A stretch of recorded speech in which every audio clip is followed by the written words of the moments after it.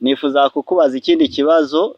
Ese ku bagabo cyangwa ku badamu rimwe na rimwe biba byaracanze mu ngo zabo ndetse no kubaka ingo zabo bikagenda bibayobera, ese nk'abo bantu nta kintu mujya mubafasha?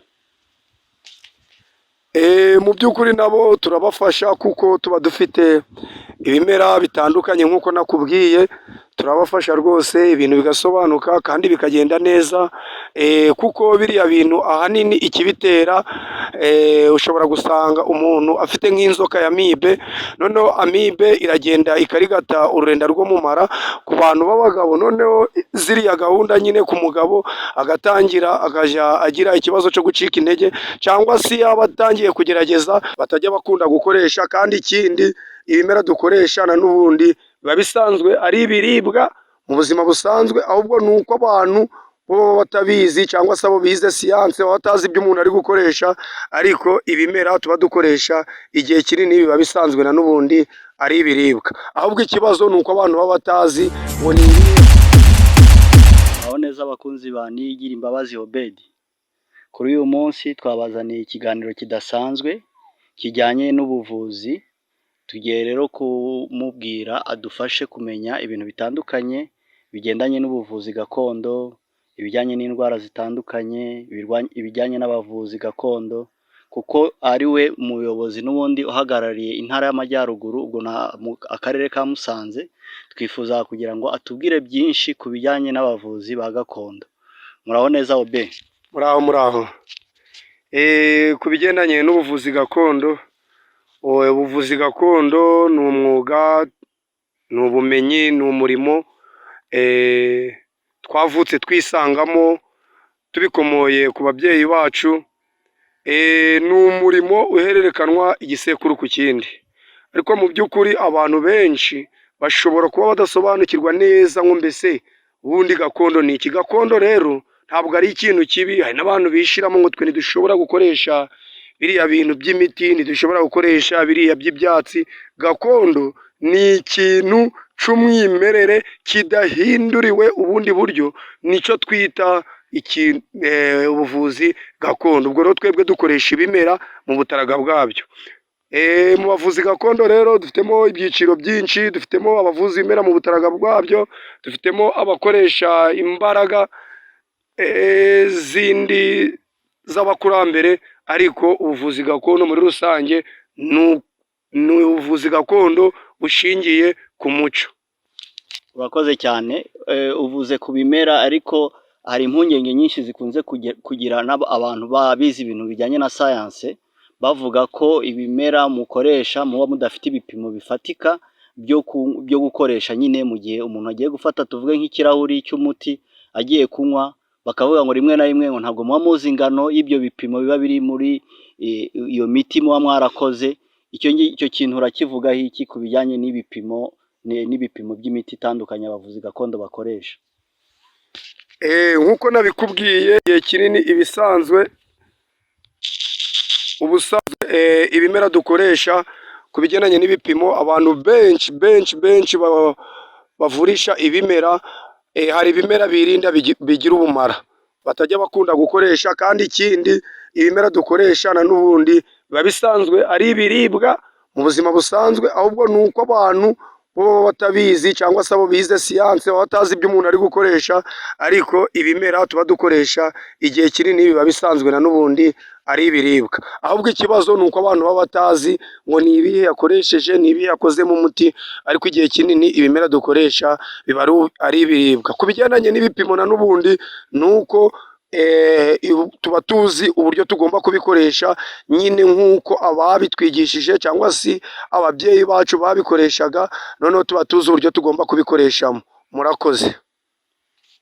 Uvuze ku bijyanye n'indwara mufasha abantu nyine kuvura, nifuzaga ko watubwira zimwe mu ndwara zikomeye rimwe na rimwe abantu bavuga ko zidakira, mushobora gufasha abantu nyine mukaba mwabavura ndetse bakaba banoroherwa cyangwa bagakira burundu.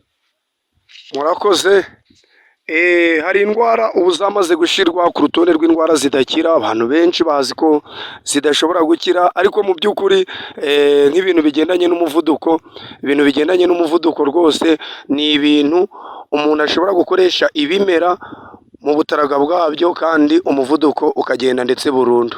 Ikindi urabona hari abantu bamaze kwiheba, bamwe bafite ibibazo bikomeye nk'abantu batajya basama, nangwa se wagera kwa muganga bakakubwira bati uri muzima. Aba bantu rwose tubafitiye ibimera tubaha mu gihe kingana n'ukwezi n'ibyumweru 2 byonyine, aba bantu bagasama kandi ibintu bigacamo.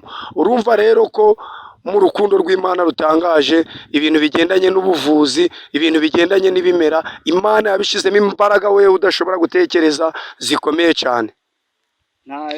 Nifuzaga kukubaza uvuze ku bijyanye n'ibimera, ariko ngira ngo ntabwo uri gushaka gusobanura neza ibyo ari byo, wenda nko ku bantu badukurikiye aha ngaha ntiwadukopeza wenda ukatubwira nk'ikimera kimwe gishobora n'indwara gishobora kuvura?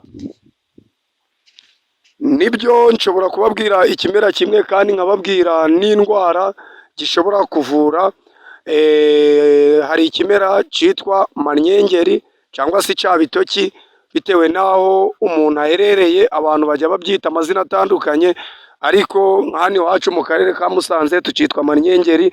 Hari ahandi babyita bitoki, hari abandi bacyita ibiganza.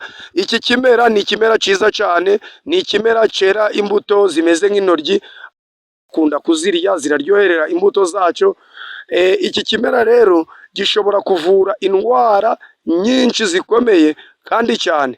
Urugero, gishobora kuvura nko mu nda ibyara.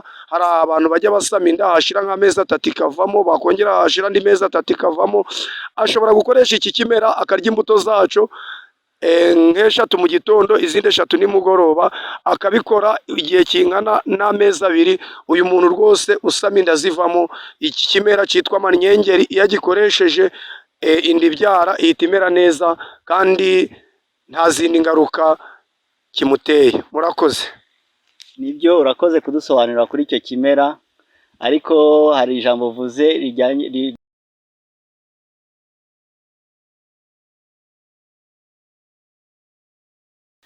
nifuza kukubaza ikindi kibazo. Ese ku bagabo cyangwa ku badamu rimwe na rimwe biba byaracanze mu ngo zabo, ndetse no kubaka ingo zabo bikagenda bibayobera, ese nk'abo bantu nta kintu mujya mubafasha? Mu by'ukuri nabo turabafasha, kuko tuba dufite ibimera bitandukanye nk'uko nakubwiye. Turabafasha rwose, ibintu bigasobanuka kandi bikagenda neza, kuko biriya bintu ahanini ikibitera, ushobora gusanga umuntu afite nk'inzoka ya amibe, noneho amibe iragenda ikarigata ururenda rwo mu mara ku bantu b'abagabo. Noneho ziriya gahunda nyine ku mugabo agatangira akajya agira ikibazo cyo gucika intege, cyangwa se yaba atangiye kugerageza nabwo bikanga. Icyo gihe rero iyo utugannye, hari ibimera tukurangira ukoresha Uwiteka yaremye mu butaraga bwabyo, ndetse bifite imbaraga nyinshi ku buryo ushobora kubikoresha kandi ibintu bikagenda neza. Ikindi, ku badamu nabo turabafasha nta kibazo, kuko nabo iyo bafite ikibazo cy'ama-infection ibintu birasobana, noneho ugasanga ni ibintu bidafite umurongo, yaje kubikora akababara nk'uko nari nabivuze mu kiganiro cy'ubushize. Icyo gihe rero nawe hari umuti tumuha akoresha kugira ngo akire ubwo bubabare ndetse n'uburibwe. Kandi iyo ibyo bintu bitagenze neza, nababwiye yuko umuryango usenyuka. Niyo mpamvu umunyabwenge Salomo, ni umwami wabayeho kera wa Isirayeli, yabwiye umuhungu we, aramubwira ati mwana wanjye jya unywa amazi y'iriba wifukuriye. Mwana wanjye jya unywa amazi y'iriba wifukuriye. Niyo mpamvu buriya iyo rero iryo riba umutware yafukuye, amazi yaryo ntaboneke ngo ayanywe, ashobora kuzanywa n'ayirya atafukuye, ugasanga ibintu birazambye. Ibyo nibyo bizana rwaserera mu muryango, nibyo bizana kidobya mu miryango myinshi. Abantu benshi barirukanka baje gushakira ibisubizo aho bitari, ariko mu by'ukuri abadamu muzakurikira iki kiganiro muze muramenya neza ko iryo riba ryafukuwe rikimeze neza, kugira ngo atazaza kunywa amazi akayabura. Byaba ari ibibazo bikomeye rero, kuko Salomo yabwiye umwana we ati mwana wanjye jya unywa amazi y'iriba wifukuriye, wishimire umugore wo mu busore bwawe. Rero bavandimwe, mureke mbabwire mujye byose mubyitaho kugira ngo tugire ubuzima bwiza, tubeho dutuje kandi tumeze neza, kugira ngo ingo zacu ze kujya zikunda kuzamo ibintu bya kidobya. Abakomeje kudukurikira ndumva mugiye musobanukirwa ibintu bitandukanye, ndumva iki kiganiro nifuza ko cyaza kubagirira akamaro, cyane cyane ku bijyanye no kwivura zimwe mu ndwara zitandukanye. Nifuzaga rero kubw'ibyo yari amaze kudusobanurira ko yatubwira byibuze kimwe mu giti cyangwa se yaba amababi yacyo cyangwa imizi yacyo ishobora gufasha umuntu kuba yamererwa neza mu bijyanye n'imibanire y'ingo z'abashakanye. Murakoze. Kimwe muri ibyo rero, ikintu ushobora gukoresha cyagufasha ku bigendanye n'izo gahunda, ikintu cya mbere hari icyatsi bita teburike. Teburike ni ururabo, ni icyatsi ariko nkunze kubona abantu benshi babitera mu majaride. Kiriya kimera urashobora kukinywa nk'umugabo, ugafata amababi nibura 10, amababi 10 ukayateka mu tasi y'amazi akabira, yamara kubira ukayungurura, warangiza ugashyiramo ubuki, wamara gushyiramo ubuki ukajya winywera icyo cyayi mu gitondo ndetse na nimugoroba. Ku bantu b'abapapa rwose bizabafasha kandi bizabafasha kunoza amabanga yo mu rugo. Ku bamama rero hari impamvu nyinshi nabo zishobora kubitera, namwe hari ibindi bimera bitandukanye mwagenda mukoresha. Ndagira ngo mbararikire kuzakurikirana ikiganiro kizakurikiraho, kuko ndashaka kujya no mbibereka no ku mafoto, kugira ngo mujye mureba ko ibyo bimera biteye aho iwanyu, kugira ngo namwe mubikoreshe. Urakoze cyane, ndumva ikiganiro kiryoshye cyane. Ku badukurikiye rero, twifuza kugira ngo atubwire kuri zimwe mu ndwara zikomeye cyane ndetse zidakira, byibuze atubwire nk'umuti nk'abarwayi ba diyabete wenda bazajya bifashisha mu buzima bwabo bwa buri munsi. Ubona ko ari n'uburwayi rwose bufata abantu bari mu myaka y'izabukuru. Twifuzaga byibuze kumenya umuntu urwaye ufite iyo ndwara ariko uri mu myaka y'izabukuru yazajya ashobora kwitwara gute, yakwitwara gute muri ubwo burwayi bwe, yakwifata ate, kuko urabona ko ari uburwayi pe buhangayikishije isi. Murakoze. Umuntu wagize ikibazo cy'isukari nyinshi, akaba afite ikibazo cy'uburwayi bwa diyabete, ikimera gishobora kumukorera ibitangaza aramutse abyitayeho ndetse akabiha umwanya, akabiha n'agaciro, ni ikimera cyitwa igisura. Igisura, iyi fu mubona y'igisura, cyangwa se ukagenda ukagisoroma ubundi ari imboga. Izi mboga z'igisura ukajya uzikamura ukanywa umutobe wazo, nangwa se ukajya uziteka ukazirya cyane. Izi mboga z'igisura zizatuma umuntu ufite ikibazo cy'isukari nyinshi igenda iragabanyuka. Ikindi ushobora, kuko diyabete abigiye igendana n'umuvuduko, ushobora kujya ukoresha n'amababi y'ibidodoki, cyangwa se ugahekenya utudodoki tubisi dutoya tutarakura, ukajya uturya ari tubisi. Iki gihe bizagufasha kandi bizatuma ukomeza kubaho umeze neza, ukomeza kugenda ufite imbaraga mu buzima bwawe. Niyo mpamvu nkubwira ko hari ibimera ugomba gukomeza kujya wifashisha. Murakoze. Ibindi nzaza ndabizana mbibereke n'amafoto, kuko hari abantu benshi badahita bamenya ngo ibimera ni ibihe. Murakoze cyane, ndumva ikiganiro cyakomeje kuryoha. Muri make ibyo twaganiriyeho ni byinshi, ariko nifuzaga ko muri make twagenda tuvuga wenda kimwe kuri kimwe uko cyagenda gifasha buri muntu. Uvuze ku gisura, ariko hari ibyo njya mbona bita umutobe w'igisura. Ese buri umutobe w'igisura ku bantu bawunywa ushobora kubafasha iki muri makeya?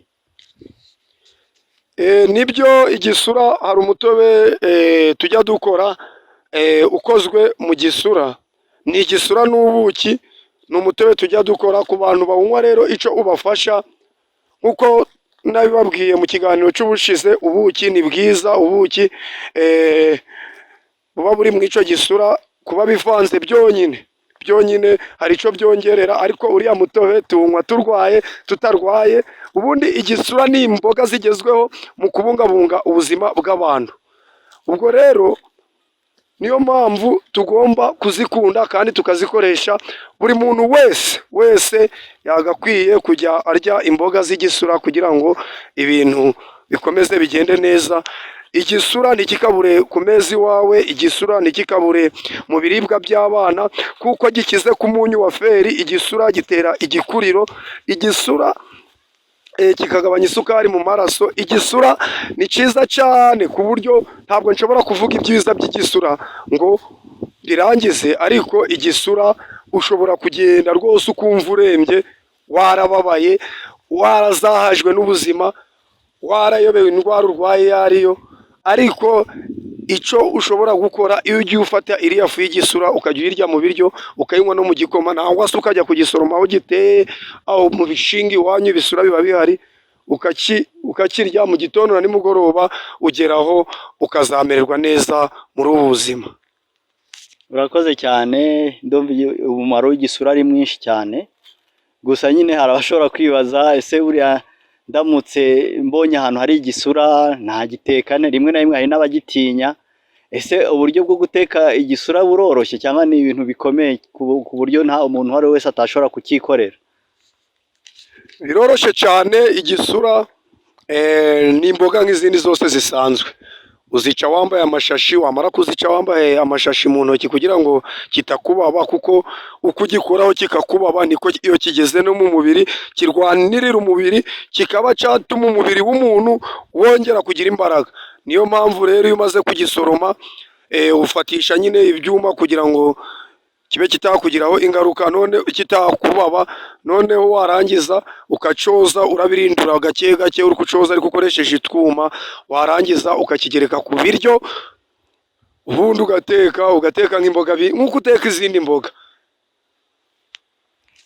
Twavuze ku ndwara zitandukanye, ariko hari indwara zikunda gufata mu gice cyo mu nda. Hari amibe, hari igifu, hari n'izindi ndwara zitandukanye zisigaye zifata abantu muri kino gihe, nka kanseri n'izindi. Ese zo nta kintu wazitubwiraho? Ubundi icyo nabibabwiraho, ubundi hari indwara twita indwara z'iterambere. Indwara z'iterambere rero ni indwara zikururwa n'imirire mibi, cyangwa se imirire ifite intungamubiri z'ikire, mbese idafite intungamubiri, imirire igezweho. Tuvuge nk'urugero impamvu indwara ziri kwiyongera. Kera nje nkiri umwana iwacu twaryaga ibirayi tukabirya maganda, nangwa se tugaharura tugakuraho agahuka inyuma tukirira, ariko abantu kubera kumenyera kurya ibintu bitari umwimerere, niyo mpamvu uri kubona indwara ziri kwiyongera. Mu rwego rwo kugira ngo turwanye indwara, ni uko dusubira kuri gahunda ya mbere, tugasubira ku byo twaryaga kera tukabirya, ntitugendere ku ibi by'inzaduka by'iterambere tutazi. Kuko tuvuge urugero nk'ikirayi, iyo ugihase uba ukuyemo ibikigize kigasigarana amasukari gusa, ariko ugiharuye nangwa se ukakirya amaganda, icyo gihe nabwo gishobora kukubera umuti mwiza, gishobora kukubera umuti ukomeye. Niyo mpamvu babwira ngo nimusubire ku byo mwaryaga kera, murye ibiryo mu mwimerere wabyo, mureke kwirukankana n'iterambere. Ubu abantu benshi ntibakirya umutsima w'ibigori cyangwa se w'amasaka, basigaye bafata ibigori bagakuraho bya bihu by'inyuma, ahubwo bakabiha inkoko, bo bamara kubiha inkoko bo bakirira indi matima zo mu nda. Ariko ndagira ngo mubwire ko kiriya gihu cy'inyuma cya buri kiribwa icyo ari cyo cyose, cya buri kinyampeke icyo ari cyo cyose, kiriya kiribwa aricyo kizatuma nubirya mu mwimerere wabyo, nibyo bizatuma indwara zigabanyuka aho iwawe mu muryango, aho mu bavandimwe bawe, ndetse nawe ugira amagara mazima, indwara zizagabanyuka rwose. Ntabwo uzigera ukenera abaganga igihe uzaba ukirya ibintu mu mwimerere wabyo, ntabwo uzigera ukenera abaganga iwawe. Utubwiye ibintu bikomeye cyane, kurya ibyo kurya by'umwimerere, ariko binteye kwibaza ikibazo gikomeye. Binteye kwibaza ibyo biryo by'umwimerere uko abantu babirya muri kino gihe cy'iterambere. Ese ubwo amavuta, ibijyanye n'amavuta, bishobora kuba nabyo biri mu byo kurya wenda bigendanye n'iterambere ry'iki gihe. Ni gute twabyirinda, twakwirinda ibiryo by'amavuta cyangwa se ibiryo birimo navuga umunyu mwinshi, kuko nawe njya numva ngo ugira ingaruka, abantu babyirinda bate? Ikibazo si uko ari umunyu, impamvu umunyu wenda mwinshi urambwiye ngo ugira ingaruka, imibiri yacu ikeneye imyunyu, imibiri yacu ikeneye amasukari, ibyo bintu byose irabikeneye. Ariko impamvu bimwe bigenda bigira ingaruka ku bantu ni uko bitari umwimerere.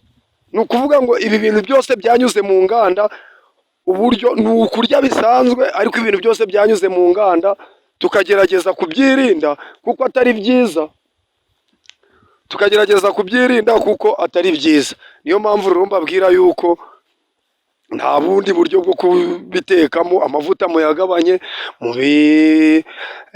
isukari mugabanye, kuko ibimera Imana yaremye birimo amasukari menshi cyane, birimo imyunyu ngugu, birimo ibintu byinshi. Umunyu kandi nabwo ushobora gukoresha umunyu w'umwimerere utaraciye mu ruganda, kuko nawo urahaba. Ndumva igisubizo cyanjye ari icyo. Murakoze cyane abakomeje kudukurikirana, ntimurambirwe.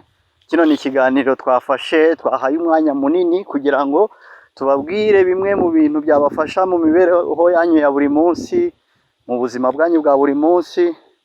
Urumva ko abantu bagomba kugabanya amavuta. Nanjye amavuta numvaga nyafiteho impungenge, kuko usanga nyine umuntu ateka indyo nk'eshanu, buri ndyo yose yayitekesheje amavuta. Urugero, yatetse ifiriti yashizemo amavuta, yatetse imboga, ibishyimbo yabikaranze, yatetse ibirayi bindi bitogosheje nabyo arabikaranga. Urumva ko harimo ibintu byinshi cyane bihuriyeho amavuta, kandi amavuta afite ingaruka mbi ku buzima bwa muntu.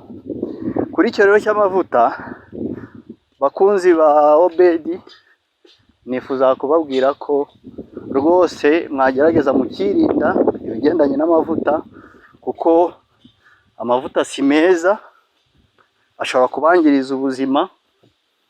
Kandi kwirinda biruta kwivuza, kuko kwivuza birahenze. Rimwe na rimwe twumvishe ko hari n'indwara zidakira. Izo ndwara n'ubundi biba bisaba kumenya ukuntu uri bukomeze kubana nazo. Niyo mpamvu ibyiza, icyabaye cyiza muri byose ari uko abantu bakomeza bakirinda, kuruta uko bazageraho batangira gutekereza uburyo bwo kwivuza. Ndumva rero bakunzi bacu, tugiye gukomeza n'ubundi kino kiganiro tumubaza ibintu bigendanye n'imiti, cyane cyane ibintu bigendanye n'imiti y'abantu. Tuvuge nk'umuntu, tuvuge urwaye amibe. Ese umuntu urwaye wa amibe yakwifashisha uwuhe muti wamufasha kugira ngo byibuze azajya awukoresha amererwe neza, amibe yorohe mu mubiri we, ntikomeze kumumerera nabi? Murakoze cyane. Ikintu cya mbere, hari impamvu abantu badakira burundu, ni uko ibiba byabateye izo ndwara biba bitavuyeho. Niyo mpamvu njya mbwira n'abantu, hari igihe usanga nk'abantu ngo tugiye mu masengesho, ngo Imana ngo idukurireho ngo ibintu ngo bituremereye, ngo ibiki n'ibiki. Umuntu akajya gusenga ngo Imana imukize mu nda, yagera mu rugo akarya akabenzi. Umuntu akajya gusenga ngo Imana, mbese ugasanga ari kongera kwangirizana n'ubundi wa mubiri we. Icyo asabwa ni ukugendera kuri gahunda, akamenya ibyo Imana yabujijanyije. Warumbajije ku bigendanye n'umuti wa amibe, ariko umuti wa amibe ibimera bishobora kugufasha. Ushobora gufata nibura uduheke 2 twa tungurusumu, ukatuvanga n'amavuta y'ikibonobono wadusekuye, amavuta y'ikibonobono bita amagaja. Warangiza ukajya ubikoresha mu gitondo na nimugoroba, uduheke 2 n'ikiko cy'amagaja, ukajya ubinywa mu gitondo na nimugoroba, ukabikora iminsi 13 udasiba, utarya ibintu biryoherera, wirinda inyama, kuko inyama nazo ziri muri bimwe bitesha akaga mu iyi minsi, kuko ukurikije uburyo amatungo ari kugaburirwa n'abantu nk'abantu bagaterwa inshinge nk'abantu, ni ukuvuga ngo nubwo inyama zitigeze ziba nziza kuva igihe isi yabereyeho, ariko ubu ububi bwaho zo bumaze kwikuba inshuro nyinshi cyane, maze kwikuba inshuro 10. Rero tugomba kureka ibiribwa bipfuye tukayoboka ibiribwa bizima. Ndagira ngo mbabwire yuko nitubikora gutyo tuzagubwa neza muri ubu buzima. Uvuze ku mbuto z'ibibonobono, ariko wenda tungurusumu twese turazizi, ariko nk'umuntu wifuza wenda kuba yabona nk'imbuto z'ibibonobono, buriya yazibona ate ari nk'umuntu wo mu mujyi, nk'abantu batuye mu mijyi cyane cyane, imbuto z'ibibonobono yazibona gute, yazikura hehe? Icyitonderwa, ntabwo mvuze imbuto z'ibibonobono, ntabwo ari imbuto, ni amavuta yitwa amagaja akorwa mu bibonobono, ariko ntari ugukoresha izo mbuto, ahubwo ni ukujya kugura ayo mavuta. Amavuta rero yitwa amagaja acuruzwa muri zino nzu z'amalimentasiyo bakunze kwita aho abatampera bakorera cyangwa se abagorozi. Uragenda ukabwira uti nshaka amavuta y'ikibonobono. Tungurusumu rero zo mu soko hose ziba zirimo, kandi hari n'ubundi bufasha ukeneye, kuko hari n'indi miti ihari kandi iteguwe, ikozwe, yateguwe, ifunzwe neza, ushobora gufata. Nk'ubu hari nk'umuti tujya tugira, ariko ubuhenze, hari umuti tujya tugira uvura iyo amibe, na n'ubundi bikarangira neza, uba warateguwe ku rwego rugezweho, ku buryo bugezweho, ku buryo uwujyana nawe ukajya uwukoresha. Ariko igihe udafite ubushobozi bwo kuba wagura uwo muti, icyo ukora ibyo nakubwiye. Ubwo ni ubutabazi bw'ibanze ndi kukubwira weho ushobora gukoresha. Ntabwo ari imbuto z'ibibonobono, ahubwo ni amavuta y'ikibonobono yitwa amagaja. Urakoze cyane. Ndumva abakunzi bacu twagiye twumva ibintu byiza muri kino kiganiro. Haramutse hari ibintu byagucitse, wasubiza inyuma iki kiganiro ukacyumva neza, kuko kirimo amasomo n'inyigisho zagufasha mu buzima bwawe bwa buri munsi.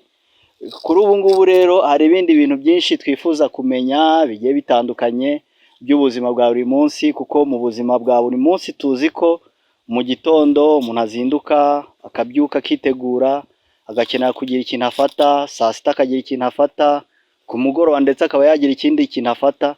Ariko nifuzaga ko muganga yatuganiriza muri makeya ku bijyanye n'ibiribwa dufata bya buri munsi, ariko noneho anatubwire n'umumaro cyane cyane w'imbuto, kuko abantu benshi ndabizi ntabwo bajya bita ku bijyanye n'imbuto, kandi imbuto nazo ziri mu bintu bishobora gufasha umubiri w'umuntu. Nibyo, imbuto ni nziza cyane kandi zishobora gufasha umubiri w'umuntu, ntizishobora ahubwo kuko zirawufasha.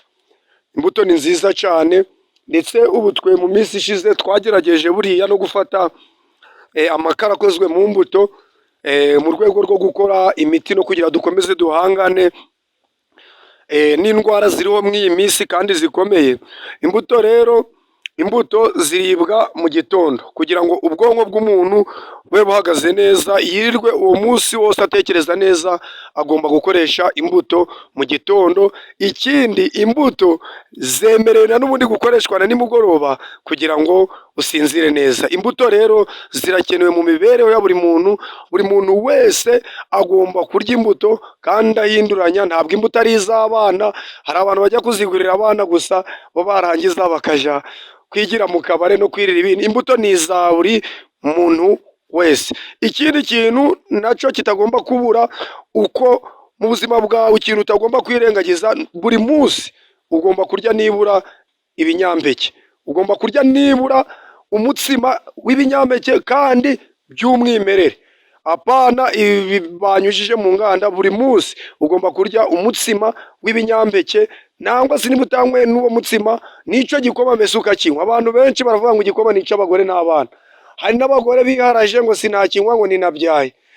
Rero reka mbabwire, mwese mugomba kukinywa. Ntabwo ababyaye n'abana aribo bonyine bakeneye kugira ubuzima bwiza, abantu twese dukwiye kugira ubuzima bwiza. Abapapa nabo bakwiye kukinywa kugira ngo bagire ubuzima bwiza, kugira ngo nabo bashobore gutekerereza imiryango zabo n'ibizazigirira umumaro. Sawa, ndumva ari icyo nagombaga kuvuga kuri ibyo. urakoze cyane. Ndumva imbuto nyine tubwiye umumaro wazo, ariko wenda umuntu ashobora kwibaza ese muri makeya ubundi imbuto zavura? Hari indwara zivura? Hari mu mbuto abantu barya harimo harimo izivura indwara abantu barwara? Ndumva nabyo wenda wadushyiraho umucyo, kuko muri makeya kino kiganiro kigamije gufasha abantu ibijyanye n'imirire, ariko no kwivura cyangwa se kuvura indwara ziba ziri mu mibiri y'abantu. Ndumva wanatubwira muri makeya nimba koko imbuto nazo zishobora kuba hari ikintu zafasha mu bijyanye no kuvura indwara. Mu bijyanye no kuvura imbuto rwose zafasha ibintu byinshi byinshi ndetse cyane, kuko twe tujya tuzikoresha. Urugero nk'avoka, avoka ivamo amavuta ashobora gutuma umusatsi wa buri muntu umera neza.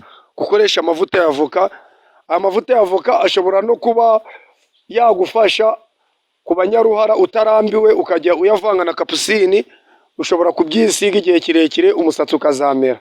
Ibintu nkubwira ni ukuri, ntabwo ari ibintu bitari byo. Utarambiwe urabikoresha rwose umusatsi ukazamera. Urumva rero ko imbuto nazo zirimo ibitangaza by'Imana, nazo zirimo imbaraga z'Imana. Niyo mpamvu navugaga n'abantu ntabwo bakwiye kujya gushakira ibisubizo aho bitari, ahubwo nibamanze batekereze ibiri aho bibazengurutsa iwabo, noneho bajye babikoresha. Ikindi, imbuto zituma mu mara hakora neza. Hari abantu benshi bajya bagira ibibazo bya constipation, ndagira ngo babwire yuko bagomba kurya imbuto cyane, bakanywa n'amazi. Iyo bikomeye ukabona byakomeye, niho tukubwira tuti hamagara nimero yacu tugushakira ibimera bigufasha, kuko hari ibimera bitewe kwa kundi wambajije mbere, hari ibimera ndashobora kukubwira ngo ukoreshereza kubera utazi urugero ushobora gukoreshaho ibyo bimera, nangwa si kukibona bikaba byakugora. Ibyo rero turabifata, hari uburyo duteguramo imiti yacu tukaba tubifite, kugira ngo umuntu noneho wananiwe kwirwanaho, arembye cyane, afite ibibazo bikomeye, abe yatwegera tube twamufasha. Murakoze. Ndumva ari byiza uvuze ku kijyanye na constipation, mpita ntekereza ko dufite ubwoko bw'imbuto bwinshi. Wenda ni uruhe rubuto cyangwa izihe mbuto nk'umuntu tuvuge ukunda kugira constipation, cyangwa se hari nk'abantu bajya bambwira ngo rwose ngiye mu buzima bwanjye kari akagaze ko hepfo ngo sinjya nkarekura? Ese nk'ubwo ngubwo nk'abantu nk'abo ngabo bashobora kwibanda ku zihe mbuto, barya izihe mbuto? Bakunzi bacu rero, mu gihe yiteguye kudusubiza icyo kibazo, reka mbabwire ko hano turi imvura itangiye kugwa, mutwihanganire, ariko turakomeza tubaganirize. Ndumva ko wenda muri bukomeze kutwumva uko biri kose, kuko turi gukoresha ijwi riri hejuru. Murakomeza mudukurikirane, ariko byibuze atubwire nk'imbuto umuntu ufite ikibazo cya constipation yafata, noneho wenda zikaba zamugirira akamaro. Murakoze. Imbuto umuntu ufite ikibazo cya constipation yafata, agomba gukoresha imbuto z'ipapayi. Imbuto z'ipapayi rwose ni nziza cyane. Abantu bafite ikibazo cy'amakonstipation mujye murakoresha ibipapayi. Imbuto z'amapapayi ni nziza cyane, mujye mukunda kuzirya. Ikindi, mujye mukunda kurya igisheke gifite isukari itagira ingaruka mu buzima bwa muntu. Mujye mubirya, mbese ukigura ukivovore ukirye, wumva uko Yesu agira neza, nta kibazo, kuko nacyo gifite isukari kandi y'umwimerere. Gifite isukari ishobora gutuma amara y'umuntu akora neza, mu gihe indi sukari yanyuze mu ruganda igikozwemo yo atari nziza, kuko yo ibaye nyinshi itera ubwiyabire bwo mu mara, akaba yagira ikibazo. Igisheke rero nacyo mujye mugikoresha, mukoreshe n'amapapayi. Bantu mufite icyo kibazo cyo mu mara, ndahamya ndashidikanya ko bizagenda neza. Bakunzi bacu, muzajye mukomeza mudukurikirane, turi kugerageza indwara zitandukanye n'uburyo ki mwazivura, uburyo bw'imirire ya buri munsi. Rimwe na rimwe dukunze kumva ko hari abana batoya bagira ibibazo by'imirire, rimwe na rimwe bakabategeka kurya igi rimwe ku munsi. Ese ubundi mu busanzwe kugira ngo umuntu w'umwana ukiri mutoya akure azamuke, yakagombye kurya indyo imeze gute? Yagombye gufatwa gute n'ababyeyi? hari abo numvishe ngo batacyonsa n'abana bakiri impinja bakiri batoya. Muri makeya bo bafatwa gute, bafashwa bate? Ku bigendanye wenda n'abana, ntabwo nzi aho siyanse igeze mu bigendanye n'uko wenda bo babibara cyangwa se babyigisha, ariko umwana yagakwiye konka amashereka ya nyina, yagakwiye kuyonka. Ntabwo umwana ari uwo w'uruhinja utari wageza igihe ari uwo kugenda ngo ugurire amata ngo mukamire ngo mushakire iki. Yagakwiye konka amashereka ya mama we kugeza igihe agereye ku mezi 6, ndetse ntabwo kugera ku mezi 6 bivuze ko aba agomba kureka konka, agomba gukomeza konka. Nyuma y'ayo mezi agakomeza bakamushakira utwo tuboga tumufasha, kuko imboga zifite byinshi biboneka mu ibyo bindi muri kuvuga, inyama, amagi n'ibiki n'utundi twose mukatubagaburira, ukamuha imboga, ukamuha ibintu byose mu mwimerere wabyo, ukamushakira icyo gikoma cy'imvange kirimo soya. Ibyo bintu bishobora gutuma umwana akura kandi ameze neza rwose. Nushaka kureba uzaze urebe abahungu banje bameze neza kandi ni ibisore, kandi ntabwo njya kubona kubahereza ibyo bindi bintu by'amanyama n'ibiki, ariko ni ibisore kandi bafite imbaraga, bafite n'ubuzima bwiza. Urakoze cyane. Ubwo ndumva aduhaye urugero rwiza cyangwa se urugero rwo kureberaho, ariko nyine umuntu ashobora kwibaza ku mwana wenda utarabonye ibisabwa, wenda akaba yarwara nk'indwara izo bakunda kwita ngo bwaki cyangwa se n'izindi ndwara.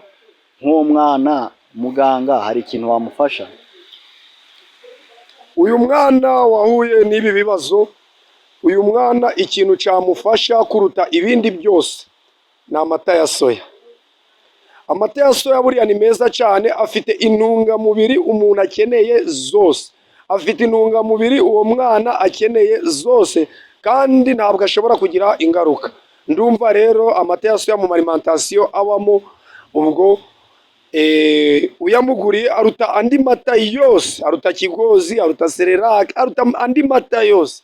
Amata ya soya rero ni meza cyane, niyo ya mbere kandi afite ibyo umwana akeneye kuruta ibindi byanyuze mu nganda. Uvuze ibijyanye n'amata ya soya, ese hari abantu bakuru bashobora kuyafata? Umunsi umwe hari umuntu w'umumama batuzaniye, yari afite ikintu cy'ikibyimba cyabaga mu bere, kandi twabonye nta bundi buryo twagombaga gukoresha, twamwandikiye amata ya soya, yayanywaga mu gitondo akanywa na nimugoroba, ndetse twamuhaye n'ifu y'amakara itunganyijwe neza, yayipfukiraga ku iryo bere. Ndagira ngo mubwire ko cyakize kandi ubu arashima Imana. Urakoze cyane. Ariko hari andi makuru amwe n'amwe abantu baba bakeneye kumenya agendanye, tuvuge n'ibintu bigezweho muri kino gihe, cyane cyane nk'abasinzi, abanywi b'inzoga zino bita utwuki, cyangwa se zigira amazina menshi atandukanye. Nk'abantu nk'abo iyo ubona bari abantu nyine izo nzoga zasaritse, ukabona barahindanye, bamwe barananutse, imisatsi yatangiye gucurama, ese nk'abo bantu bashobora kugaruka mu buzima busanzwe bakamererwa neza nta kibazo? Ikintu cya mbere ni ubushake. Bo ubwabo bavuga bati twe turashaka gufata icyemezo cyo kubivaho, hari ibimera bitandukanye umuntu abahereza bagafata kugira ngo batekongera kugira akararirari kayo, noneho bakaba bayireka. Urumva rero ko nta kibazo, ibimera biba bihari byabafasha.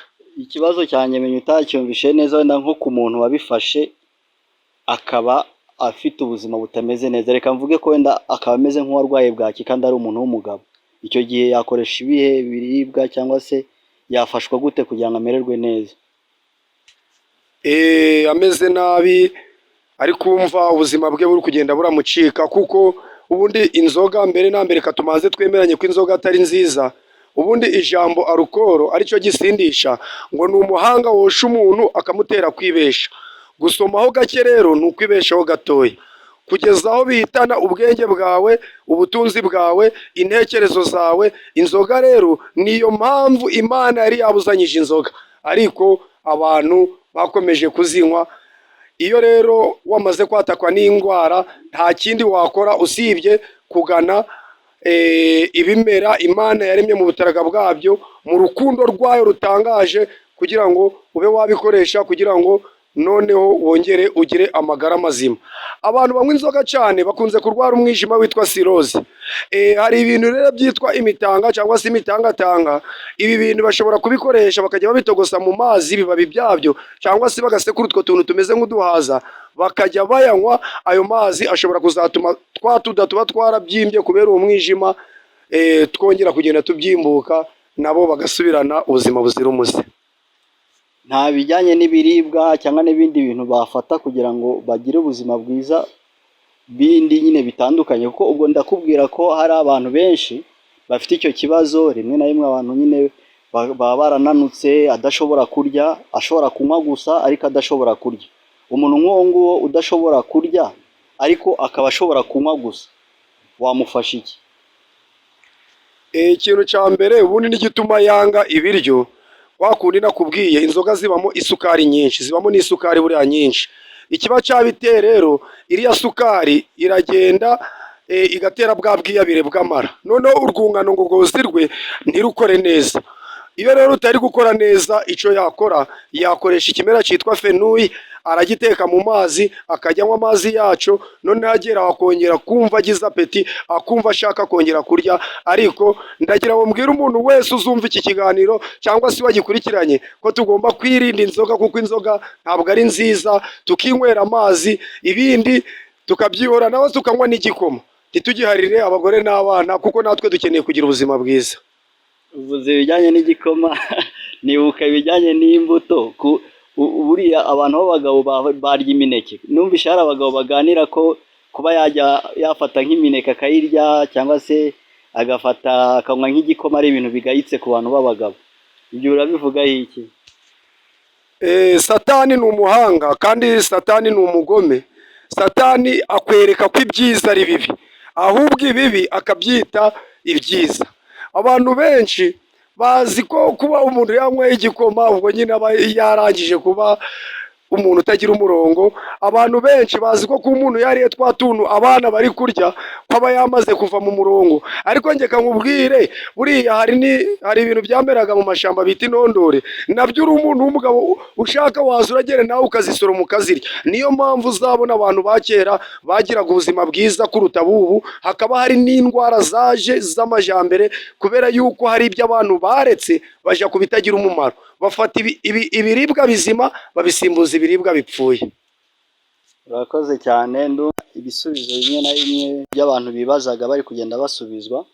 Urumva ko rero muri makeya tugiye gukomeza tuganira nanone ku bijyanye n'imibereho ya muntu. Urabona ko hari igihe nyine abantu mu buzima baba bafite ubwoba bwo kubaho, cyangwa se wenda ukabona umuntu rimwe na rimwe atinya urupfu.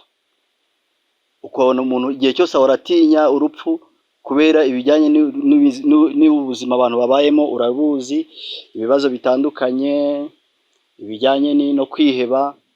Ese nk'abo bantu ko nabyo mbifata nk'uburwayi, wabafasha iki? Cyane cyane tubona ko hari n'abantu basigaye biyahura. Abo bantu ushobora kubafasha iki ku bijyanye n'imitekerereze ya muntu cyangwa se n'ubuzima bwa muntu? Impamvu itera ibibazo nk'ibyo ni ukuvuga ngo iyi si turiho nyine ni inyabibazo, kandi ibi bibazo byose nk'uko nababwiye mu biganiro by'ubushize byazanwe n'icyaha. Noneho bimaze kuzanwa n'icyaha, ni ukuvuga ngo ababyeyi bacu cyangwa se nibo batubyara bakaduha amaraso arimo izo ngaruka z'icyaha, noneho natwe bikadukurikirana. Niyo mpamvu nshaka kugira ngo nk'urubyiruko rw'ubu rutangire rurwanye ibyo, ruhindura imyumvire, ruhindura imitekerereze. Kuko nko muri Bibiliya mu mategeko y'Imana itegeko rya 2 avuga ngo abana gukiranirwa kwa base. Nta kindi, niba tuvuge niba umuntu anywa nk'inzoga n'urugero, zizagira ingaruka kugira mu gisekuru, ibisekuru bigenda bikurikirana n'umwana uzabyara n'undi kugira rero ngo abo bana b'icyo gihe bazabe bazima. Nuko we utangira kugira kuzigabanya kugira zigende ziragabanyuka mu maraso yawe. Ibyo bintu rero nibyo bigenda bikangiriza ubwonko bw'abantu, abantu bakiheba bakagira ubwihebe, ukabona abantu bari kwiyahura, abandi bari kugira ute. Ariko icyo twabafasha, Imana ni nziza, yabaremeye ikimera cyitwa mukuru cyangwa se kamaramahana. Abantu benshi barakizi, abatakizi nabo ubwo munsi nubwo nakoze audio ariko nzabibereka ku mafoto kugira ngo mujye mubimenya. Noneho aho iwanyu birahari, burira iriya mukuru ushobora kugenda uryaho gakeya kugira ngo serivo yawe yongere ihagarare ku murongo, maze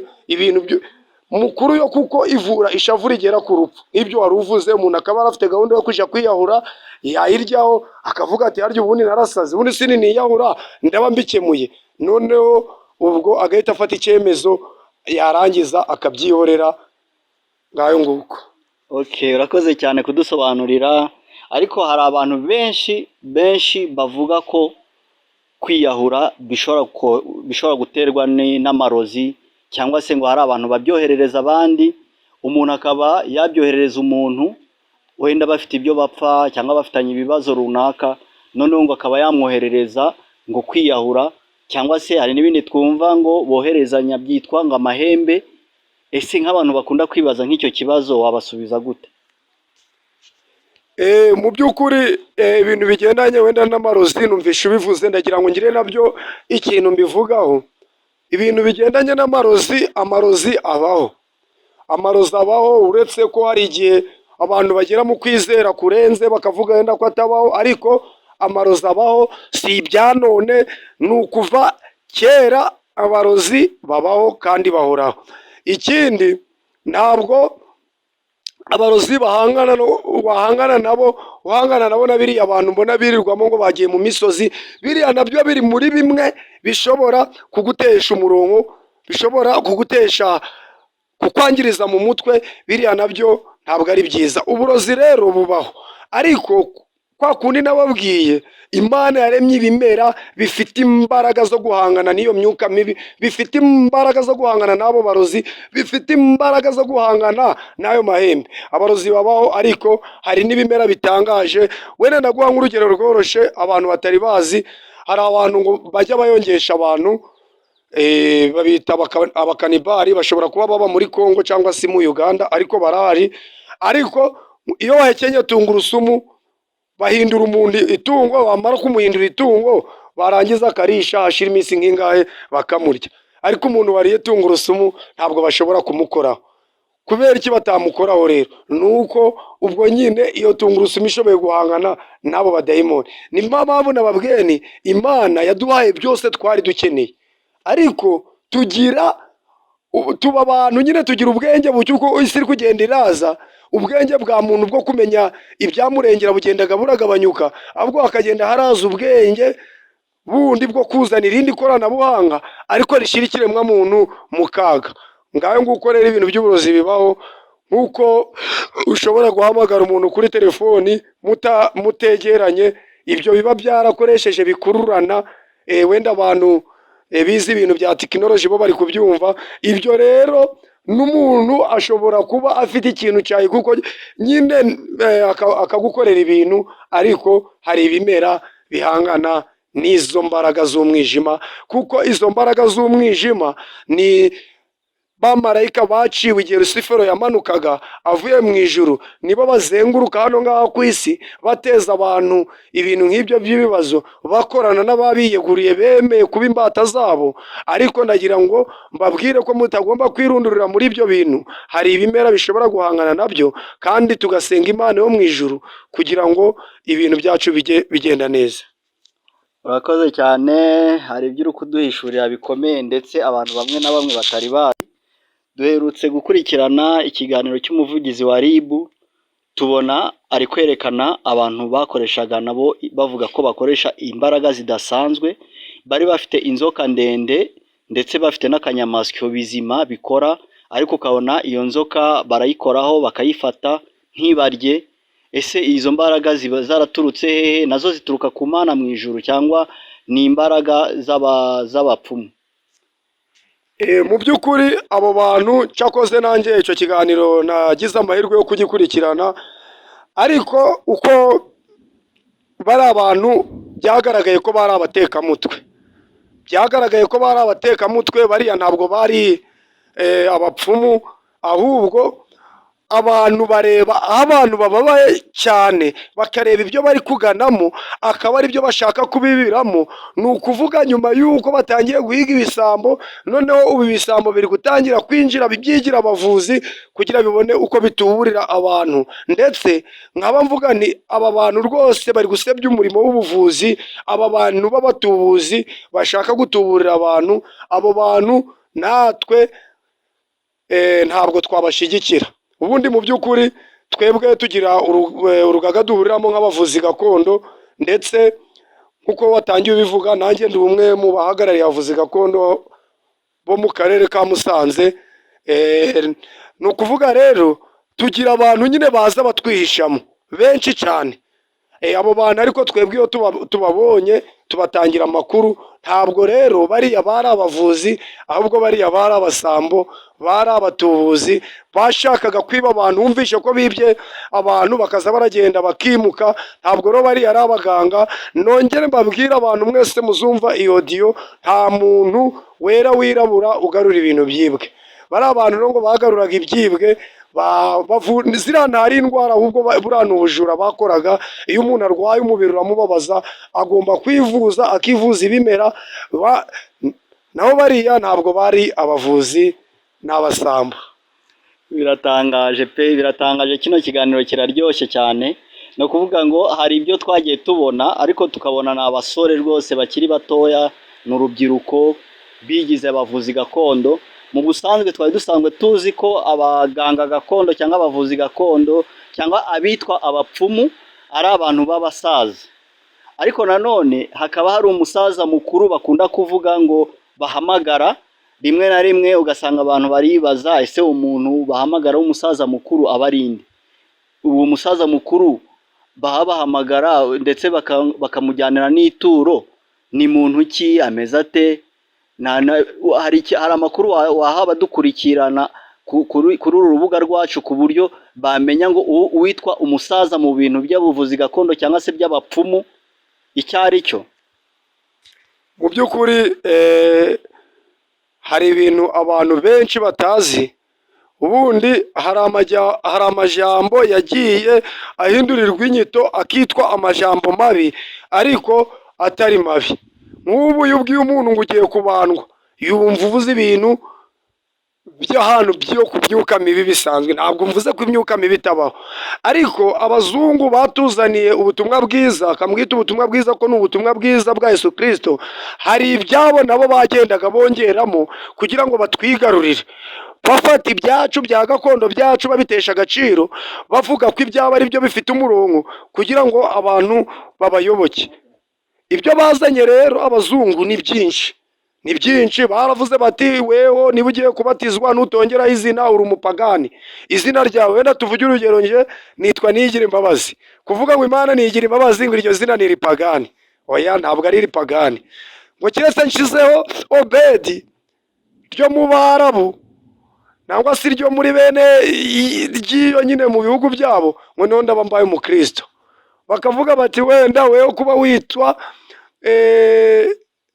Iradukunda ni ripagani, shyiraho Solange niba urabura umukristo. Rero ku bigendanye n'izo mbaraga z'abapfumu nibyo twari tugiye kuvuga. Hari amazina amwe bazaza barababwira kubera yuko bwaharabitswe cyangwa se bwiswe ko ari agakoranwa n'ibintu. Umuntu nanabivuga muvuge uti mu izina rya Yesu.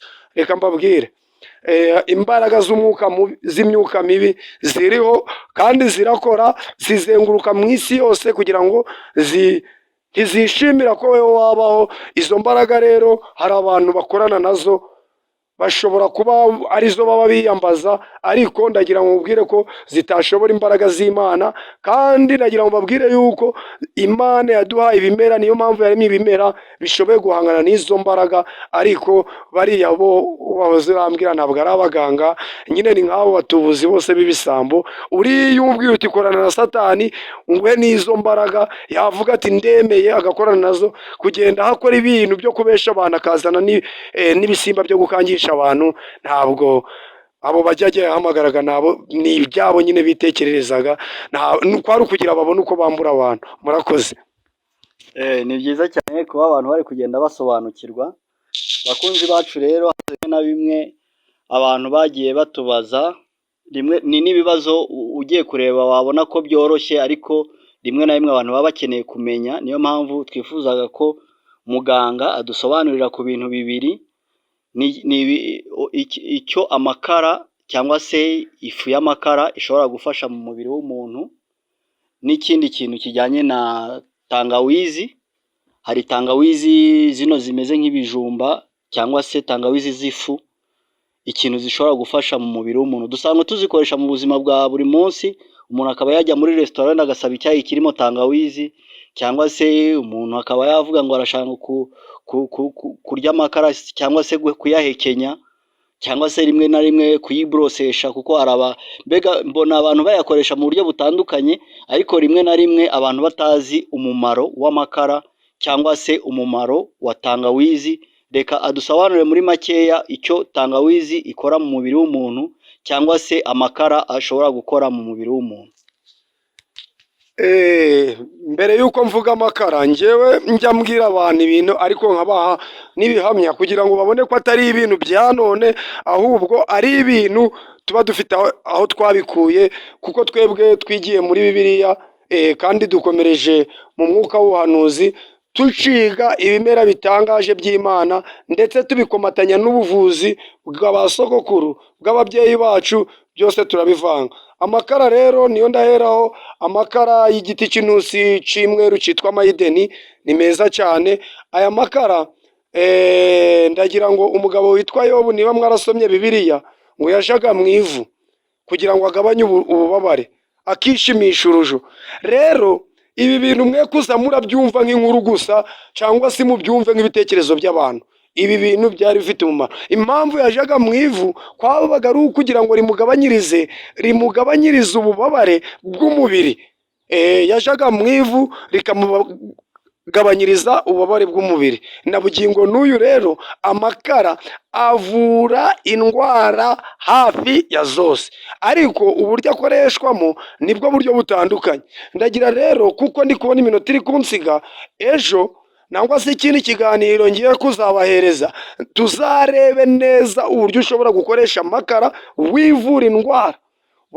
Weho ntabwo nzavuga indwara wenda zigeze nko kuri 20, mubwire uburyo zose ushobora gukoresha amakara uzivura mu buryo butandukanye. Ndakurarikira rero kuzakurikirana ibiganiro byacu bikurikiyeho,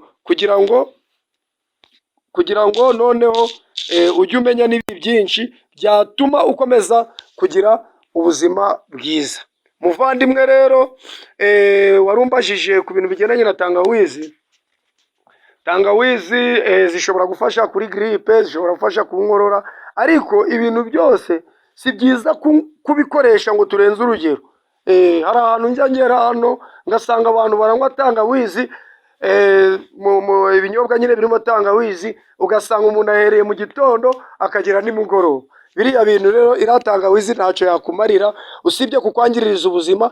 Niba ibintu byose tubikore kandi tubikore muri gahunda. Kunywa rero ibyo bitangawizi abantu bagahera mu gitondo bari kwivura, mbese ugafashe mu gitondo na nimugoroba ugafata, kandi nta kibazo cyaba kirimo. Ariko iyi si turimo nyine biradukururira mu gukomeza kwangirika, kuko Satani umugambi we, kuko yamanukiye isi afite umujinya mwinshi, icyo ashaka ni uko buri kiremwa cyose cya muntu cyangirika, cyamara kwangirika kikarwara. Iyo abantu barwaye niho batangira kugira ibibazo, bakavuga bati mbese Imana yaratwibagiwe, bagatangira bakiganyira Imana.